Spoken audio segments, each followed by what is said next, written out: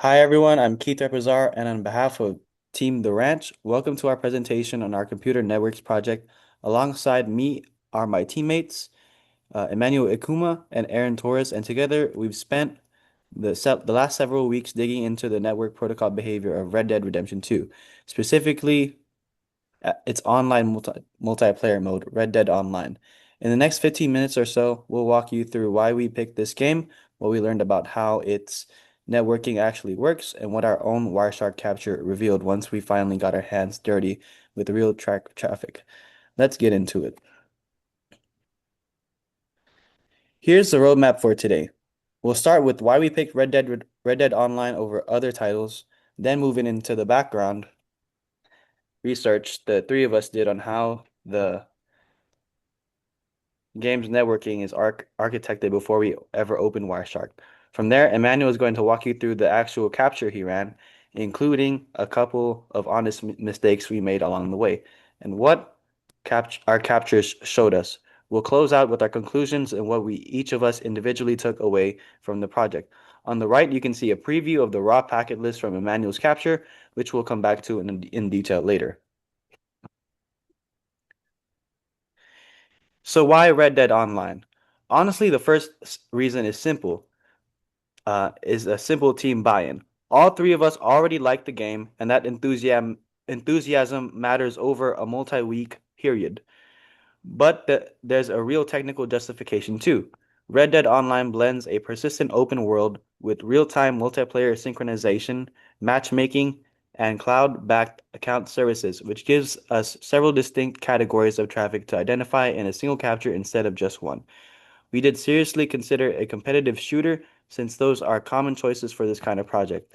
But we set that idea aside because shooter traffic tends to be dominated almost entirely by one thing, continuous position and aim updates, which make for a pretty narrow, repetitive capture. Red Dead Online, by contrast, mixes fast combat and chases with slower activities like trading, story missions, and menu navigation. So we expected a richer mix of message types to compare, and that exactly is what drove our choice.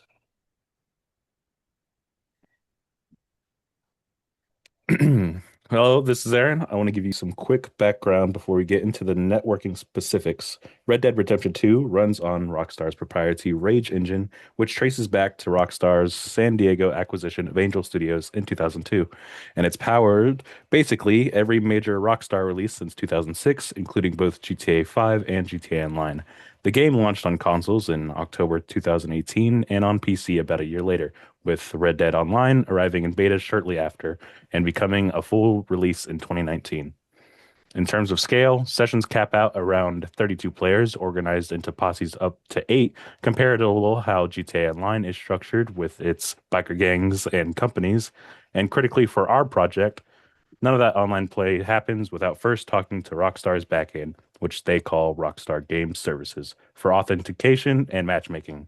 That back end dependency is something we expected to see clearly in our chapter, and it turned out to be even more prominent than we thought. Next slide.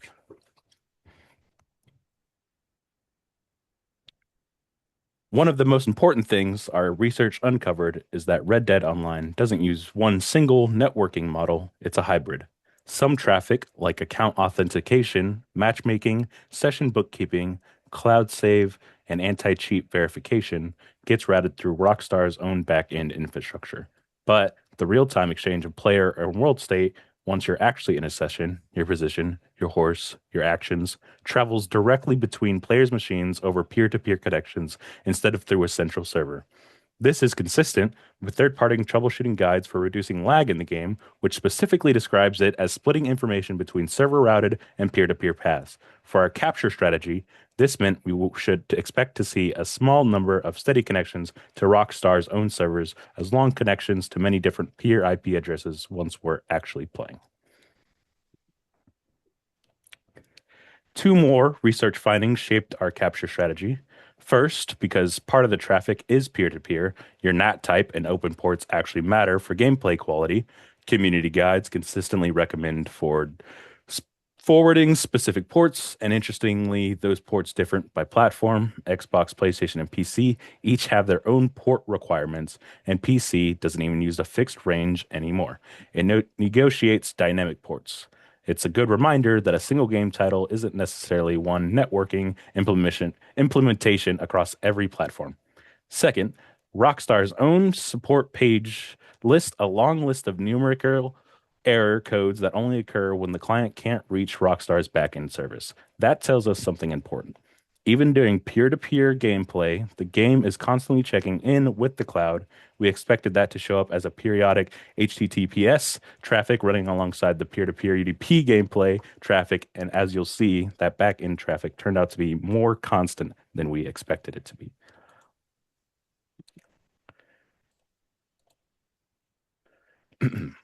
This section covers what we could and couldn't find about the actual wire protocol. Unlike an older game like Quake 3 Arena, whose network protocol has been openly documented by outside developers, Red Dead Online has no official published spec. And Rockstar's own terms of service explicitly prohibit reverse engineering their engine and services. So, from day one, we knew our analysis would have to lean on empirical observation in Wireshark rather than reading a document. That said, we did find some indirect insight, independent reverse engineering of a fan-built framework called Rage MP found that low-level session registration is built on a modified version of RACnet, a well-known UDP game networking library combined with an encrypted announce packet and a challenge response handshake. That predicts we'd see a connection handshake before steady gameplay traffic, plus small periodic keep alive packets, but we want to be upfront. Rage MP is a third-party project, not Rockstar's official code, so we treated this as a hypothesis to test against our own capture, not a confirmed fact. Since there's no official catalog for Red Dead Online, we built our own working framework based on how RACNet's derived. Hybrid client server and peer to games are generally structured. This became our checklist heading into the live capture. Things like the initial handshake, keep alive heartbeats, matchmaking traffic, the constant stream of entity and state synchronization for player position and world updates, discrete player actions like firing a weapon, HTTPS calls to the backend, optional voice chat missions, and economic traffic, and finally, disconnect and session teardown message. The whole point of this slide is that it's a prediction, not a finding. We fully expect to refine and correct this list once we had our own capture in front of us. And as you're about to hear from Emmanuel, that's exactly what happened. So going after how we started the capture, I actually wasn't able to just use Wirecap to capture it. I had to also use EtherCap to poison the connection between my router and other devices on the network. And with that, I was able to capture the packets and also see just what else I had, apart from just my Xbox on there. With the Wireshark, it's an open source tool on Kali Linux. And basically, it's like a magnifying glass to see everything going in and out of the network. And in Wireshark, you also have a tab that you can see the packet list and details and inspect individual packets. And I also sorted them out through like TCP, UDP, and the different lists. There was about 12 of them. They had another tab for conversions and endpoints. And I was able to see the stats, and I could see actually where specifically the IP is and where it's going to. But it doesn't exactly tell me what the player's IP is, but it gives me their ISP, which can give me a ballpark of where they are and where the data center is and where all the information's going. And then it also shows the protocol hierarchy, which is just a quick breakdown of how to cap or how the capture is. And it's TCP, TLS, and HTTP versus raw packets. And there wasn't too many raw packets, but we'll see that on the next slide. This is the live capture I ran. As you can see, there's over 1 million in just 30 minutes. I had to use the IP adder and Linux on the Wireshark because I had forgot to just specifically only capture Xbox, and it captured everything on my network. And the total file was about 542 megabytes. Yeah. And overall, in the game, most of the time, I didn't do any missions because there was something going on. and I was playing with a few friends, so kind of just ran around in free roam. Yeah, I did play blackjack though, but for whatever reason during my blackjack session, I kept getting kicked off before the hands could get played. Not too sure what that was about, but we can look closer on the next slide. This is the protocol hierarchy breakdown. 58.3% was UDP traffic overall, which is just the multiplayer workhorse, which is probably just me walking around, every interaction I did. I did a little hunting, didn't do any fishing though, but yeah, 54% was unidentified, which would be the custom gameplay, which might be things like that hunting and fishing, or the hunting and horse riding, more likely.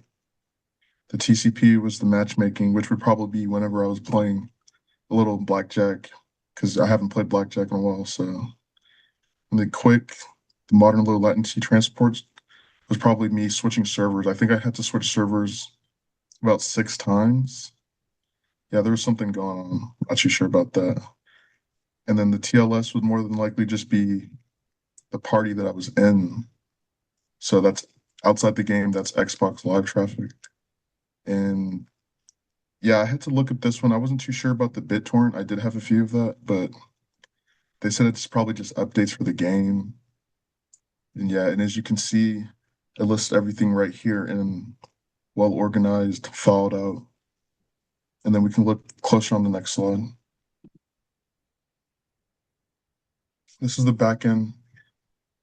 This is the back end traffic. And as you can see in the picture, it shows you the IP address of where it's coming from and where it's going to. And obviously, for address A, because I did, like I said, narrow it down to Xbox only, it's only going to show the IP address for my Xbox. But for address B, it's going to show everything else, other ISPs, Microsoft, and Rockstar, obviously, and just any other traffic that was going around. And as you can see on the right side, I already put it out there. Almost everything landed on port 443, which is hypertext. Forgot what it was called. Keith, you want to help me out on that one real quick? Uh, you may be more knowledgeable. That's all right. It's We'll all cut right. this part out. Yeah. We'll cut this part out. Okay, next slide. No, wait, no, I got it. Just had to get back into it. I put oh shit, I forgot what it's called. We'll skip over that part too. Okay, on the right side, we have the IP addresses that belong to Microsoft Azure, and then we have the IP addresses that belong to Microsoft directly. Both are under Microsoft, but Microsoft Azure is a cloud-based database center. So I think that's where all the data and information goes, and it probably routes through there and goes somewhere else. I had 50 to 270 packets and 20 to 110 kilobytes transferred per host for each specific IP address. That was the range. Next slide. And well, as you can see in the picture on the left, all address originates from port 6672, which is obviously not a standard Windows service, because originally we did plan to play it on Windows, but I didn't have it installed, so I just ran it off Xbox instead. There was thousands of conversions, and everything ranged from 30 to 40,000 packets in 5 to 8 megabytes in 13 minutes. I had to go ahead and put it next Gemini for some help, and it told me this matches classic P2P, which is as expected since I was playing an online multiplayer game, Red Dead Redemption. Next slide. So I did a few who is, and how I decided which one I would do is I decided I would just scroll up and down really fast and click on a random one and see what it gave me.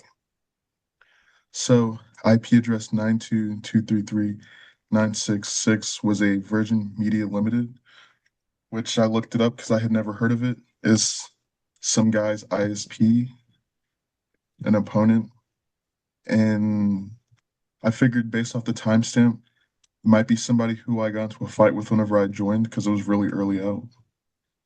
And I'm guessing I don't know what the data that was tr I don't know what the data in the packet was since it's encrypted, but I could guess it was, just me killing him. So the next IP was 177.238.17.141, which was cable mass telecommunications in Mexico.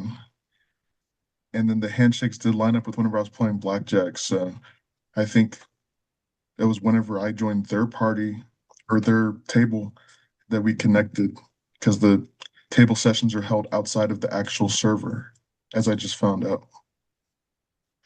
And then finally, I had to scroll for this one. I couldn't just randomly find it. But 216.220.2110 was a Microsoft Corporation data center, which was likely just for the login or messaging traffic because it happened super early. I think before I even hopped in the server, maybe just whenever I was loading up the game, because I did start the packet capture really early. Next slide.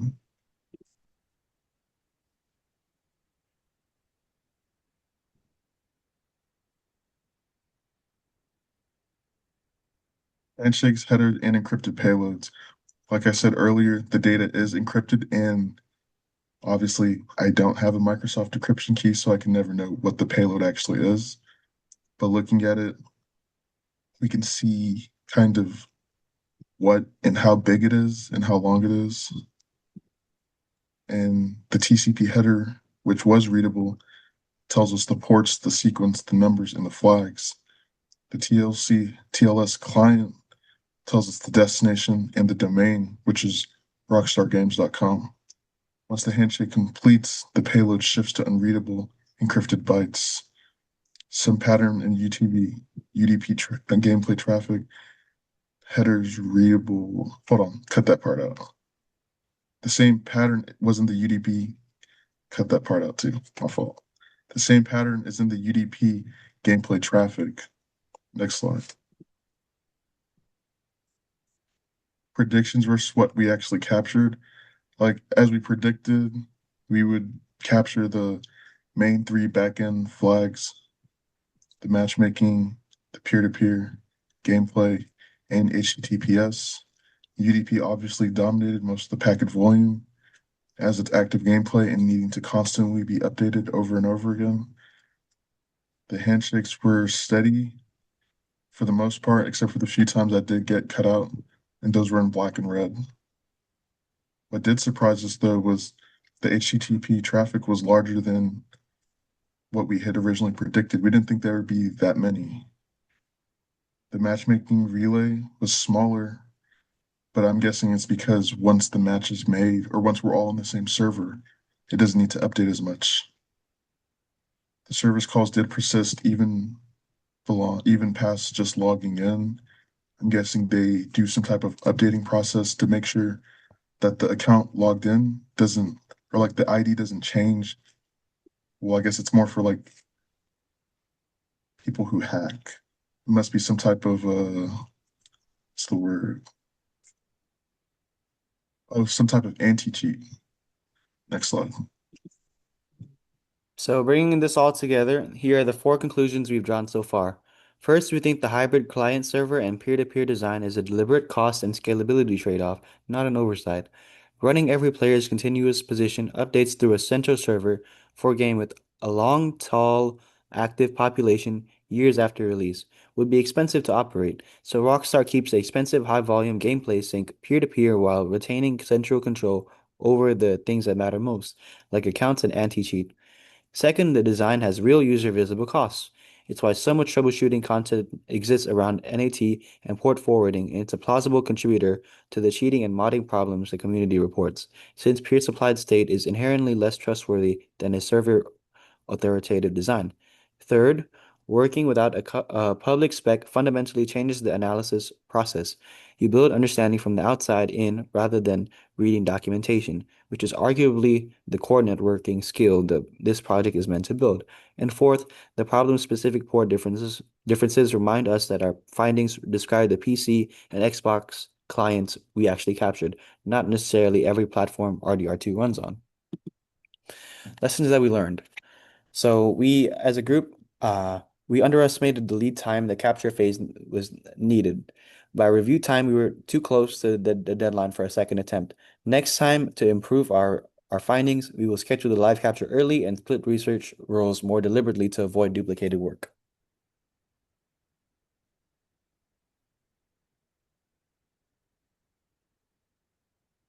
Someone else.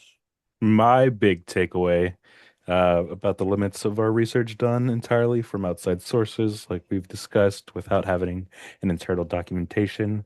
A lot of what we wrote about RDR2's networking was inferred from the Rage MP that we talked about earlier, reverse engineering, and third party troubleshooting guidance, not confirmed directly. And while some of it held up well against the manual's pactures, some didn't, particularly how much back-end traffic we showed up relative to what we expected.